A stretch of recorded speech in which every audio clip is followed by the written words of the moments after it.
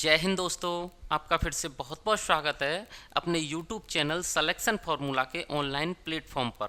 साथियों, जैसा कि आप स्क्रीन पर देख पा रहे हैं, आज की क्लास हमारी मध्यकालीन भारतीय इतिहास से रहेगी, जिसके अंतर्गत हम बहमनी साम्राज्य को एग्ज़ाम के पॉइंट ऑफ व्यू से कवर करेंगे।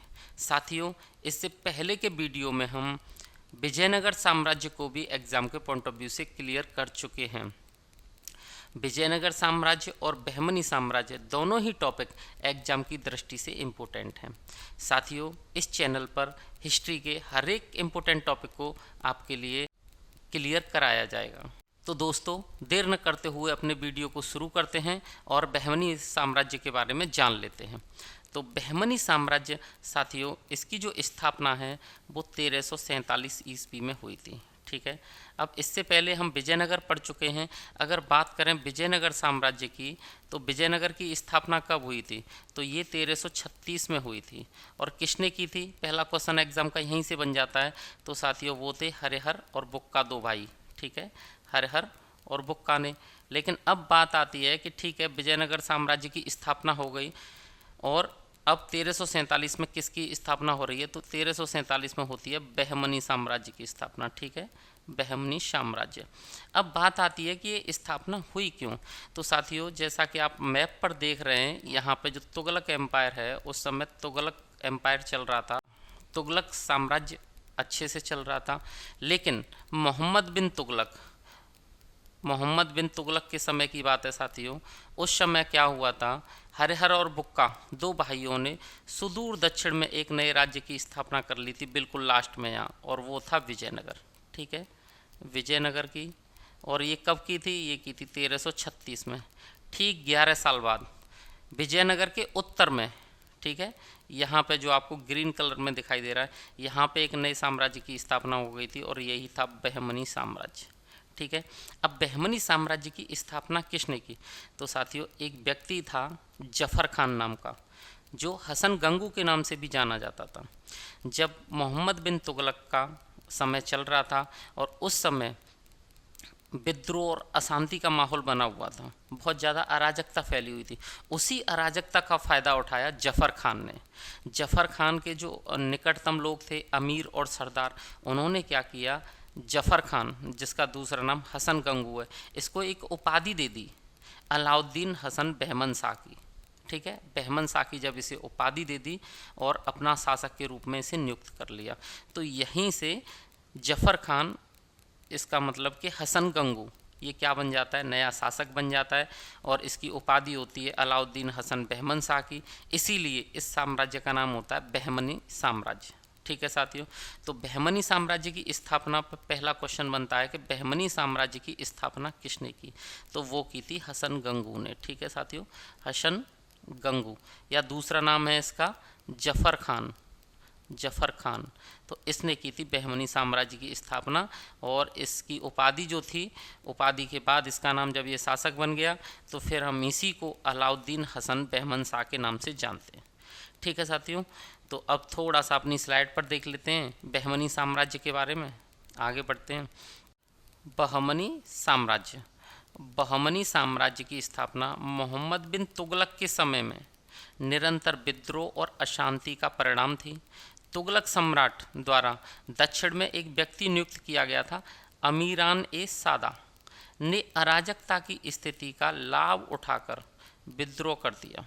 सरदारों और अमीरों ने 1347 ईस्वी में जफ़र खान, जिसका दूसरा नाम था हसन गंगू, को अलाउद्दीन हसन बहमन शाह की उपाधि देकर अपना शासक घोषित कर लिया। ऐसे करके जो हसन गंगू था, वही बहमनी साम्राज्य का पहला शासक बन गया। ठीक है साथियों, जब ये हसन गंगू अलाउद्दीन बहमन शाह के नाम से गद्दी पर बैठा, तो इसने कई वर्षों तक शासन किया और इसने अपने साम्राज्य का विस्तार भी किया। कई जगह हैं साथियों, कई स्थान हैं, कंधार, कोटिगिरी, कल्याणी, बीदर, आसपास के जो क्षेत्र थे इसके, उन क्षेत्रों को इसने जीत लिया और इसने क्या किया, गुलबर्गा को अपनी राजधानी बना लिया। लेकिन इसने अपनी राजधानी का नाम बदल दिया और उसका नाम एहसानाबाद रख लिया। ठीक है, अलाउद्दीन हसन बहमन शाह ने, जिसका दूसरा नाम जफ़र खान और हसन गंगू भी है। इसके पुराने नाम पूछ लिए जाते हैं साथियों एग्जाम में, ठीक है। और इसने क्या किया था, एक स्थान है दावुल, हसन गंगू ने दावुल पर अधिकार कर लिया था। और दावुल उस समय व्यापार की दृष्टि से बहुत इम्पोर्टेंट माना जाता था, क्योंकि उस समय ये समुद्र के किनारे था और एक बंदरगाह था, ठीक है। तो इसने दावुल बंदरगाह पर क्या कर लिया, अधिकार कर लिया था। लेकिन जो हसन गंगू था वो हिंदुओं के प्रति बहुत उदार था, ठीक है। उदार नीति अपनाई उसने हिंदुओं के प्रति, और हिंदुओं पर उस समय जो पहले से लगता आ रहा था जजिया कर वसूली पर इसने प्रतिबंध लगा दिया था, ठीक है साथियों, ये भी आप याद रखेंगे। उसके बाद 1358 में इसकी बहमन शाह की क्या हो जाती है, मृत्यु। तो ये 1347 से 1358 तक शासन करता है। आप इसके बारे में इतना सब याद रखेंगे। अब इसको आगे अपनी स्लाइड पर देख लेते हैं। तो हमारा पहला शासक यही था, जफर खान, ठीक है। अलाउद्दीन हसन बहमन शाह इसका नाम था, इसकी उपाधि भी कह सकते हैं। बहमन शाह ने 1347 से 1358 ईस्वी तक शासन किया। सिंहासन पर बैठने के पश्चात इसने राज्य का विस्तार किया, और कहाँ कहाँ किया, तो कंधार, कोटिगिरी, कल्याणी और बीदर, ये जो आसपास के क्षेत्र थे इनको इसने जीत लिया, ठीक है।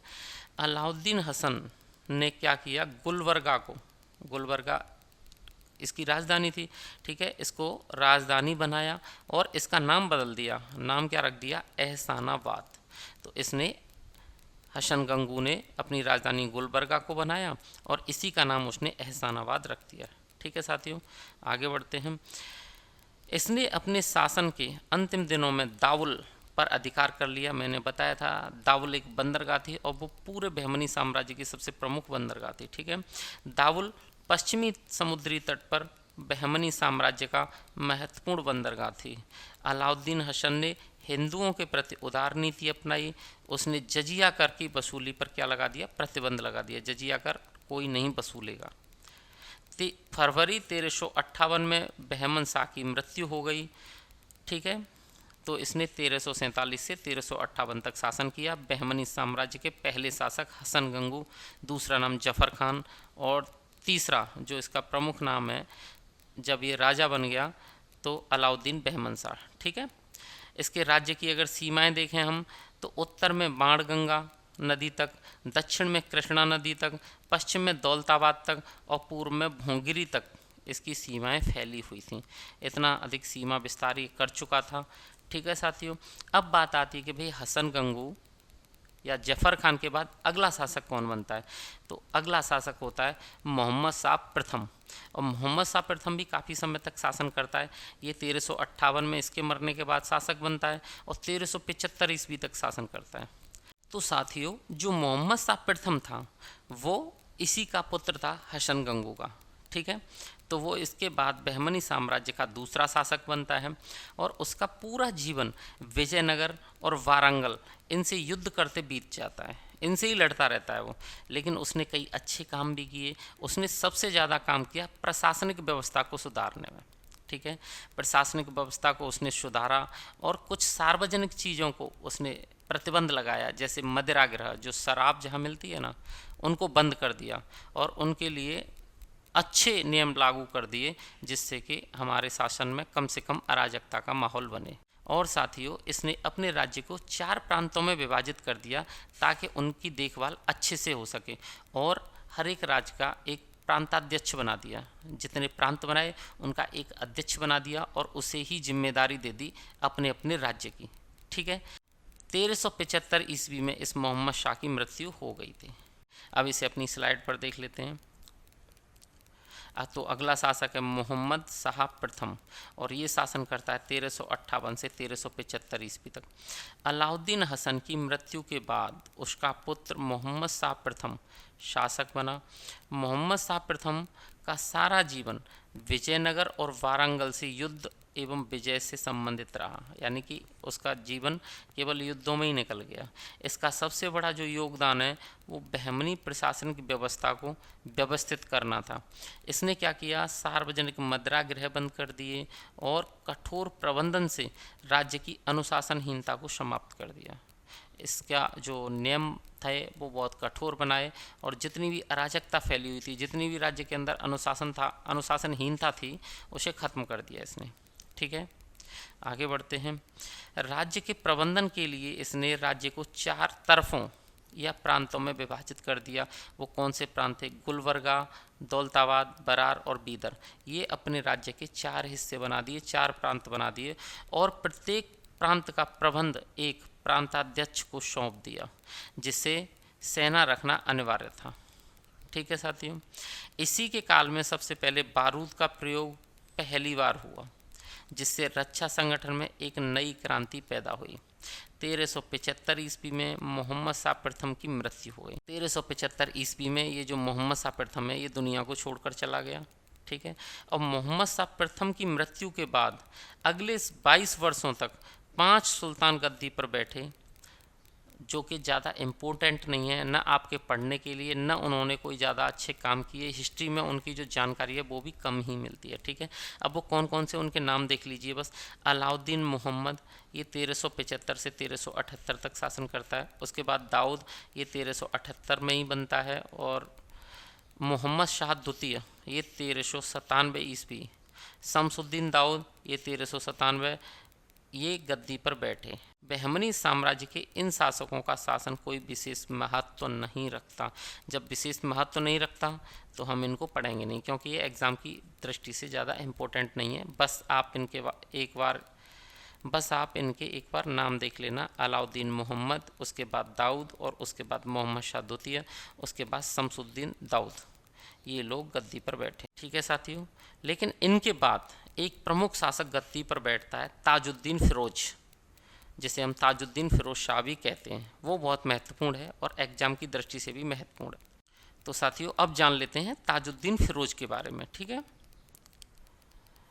ताजुद्दीन फिरोज शाह ये शासन करता है 1397 से 1422 ईस्वी तक। बहमनी राज्य का अगला महत्वपूर्ण शासक ताजुद्दीन फिरोज शाह था। ये 1397 से 1422 तक शासन करता है। इसने खेरला, ये याद रखना, खेरला के शासक नरसिंह राय को हराकर बरार जीत लिया था, बरार पर अधिकार कर लिया था। इसने विजयनगर के शासक देवराय प्रथम को हरा दिया था और संधि करने पर मजबूर कर दिया था। यह कला प्रेमी और एक अच्छा लेखक था। इसे अरबी, फारसी, तुर्की के अलावा तेलुगु, मराठी, मलयालम भाषा का अच्छा ज्ञान था। तो ये था ताजुद्दीन फिरोज, जिसे बहुत सारी जानकारी थी, कई सारी विषयों की जानकारी थी। ठीक है, 1397 से 1422 ईस्वी तक ये शासन करता है। इसके बाद अगला शासक बनता है शिहाबुद्दीन अहमद। अब थोड़ा सा शिहाबुद्दीन अहमद के बारे में भी जान लेते हैं।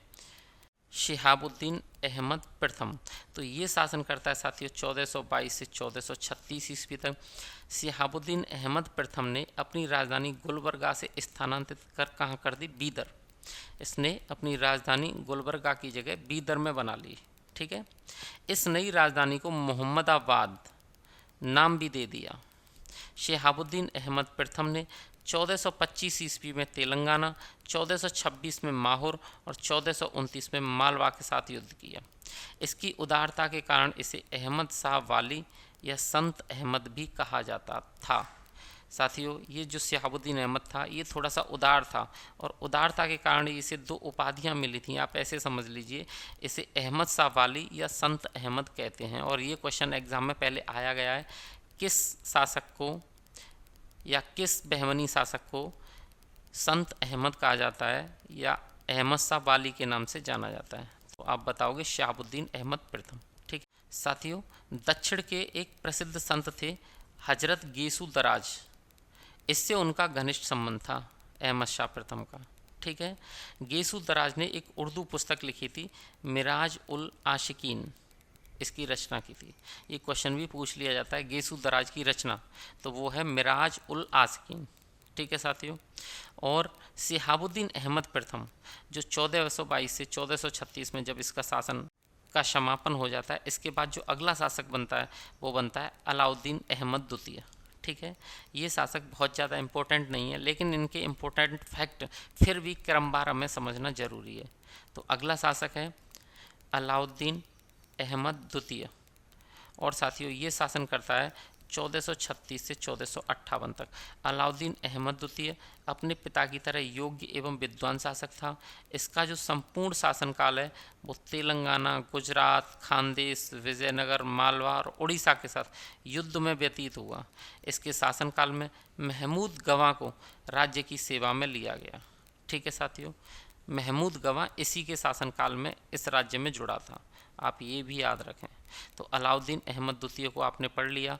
अलाउद्दीन अहमद द्वितीय के बाद 1458 में जो अगला शासक होता है इसका पुत्र होता है और वो होता है हुमायूं शाह। ठीक है, और जो कि क्रूर स्वभाव का था, बहुत ज़्यादा क्रूर था, उसे दक्कन का नीरो भी कहा जाता था।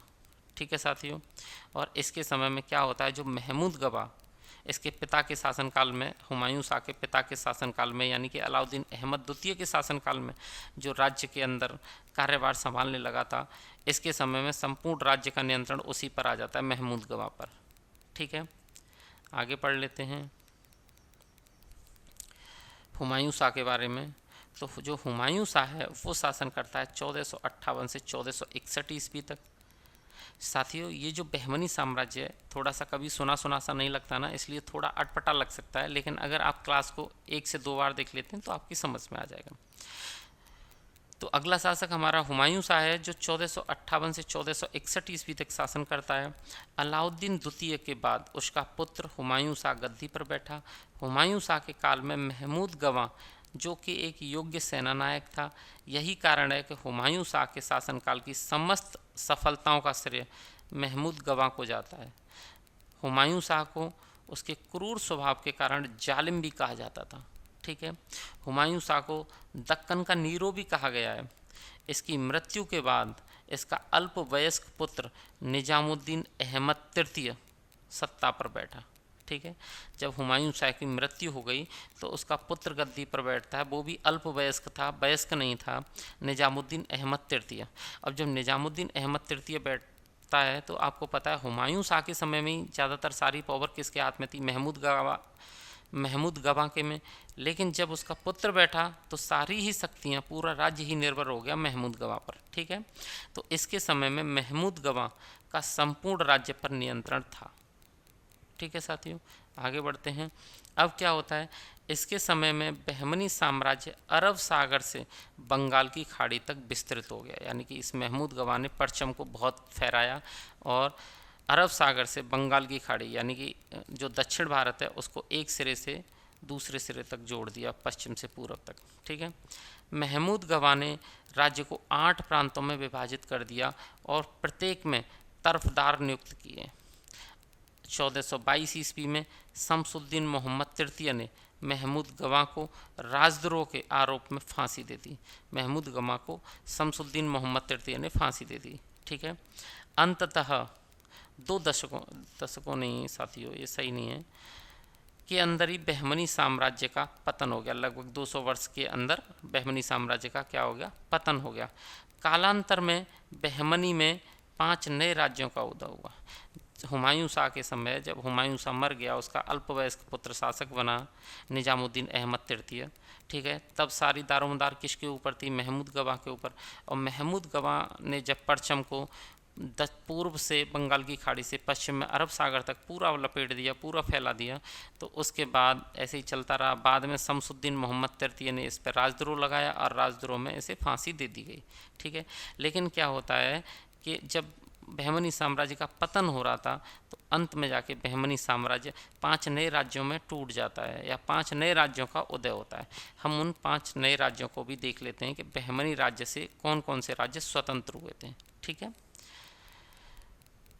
बहमनी राज्य से स्वतंत्र हुए राज्य कौन कौन से हैं, तो यहाँ राज्य है, यहाँ उसका संस्थापक है कि इसकी स्थापना किसने की और ये कौन से राजवंश से आता है। तो साथियों, पहला है बरार। बरार की बात करें तो एक इसका जो संस्थापक होता है वो होता है फतेहुल्लाह इमाद शाह, और ये इमाद शाह है इसीलिए ये इमाद शाही वंश का होता है। ठीक है, तो ये इमाद शाही वंश को स्थापित करता है फतेहुल्लाह इमाद शाह। अगला है बीजापुर। बीजापुर का जो सुल्तान होता है, संस्थापक होता है, वो होता है यूसुफ आदिल शाह, और ये आदिल शाह है इसलिए ये करता है आदिल शाही वंश की स्थापना। अहमदनगर का जो संस्थापक है वो है मलिक अहमद और इसका वंश है निजाम शाही वंश।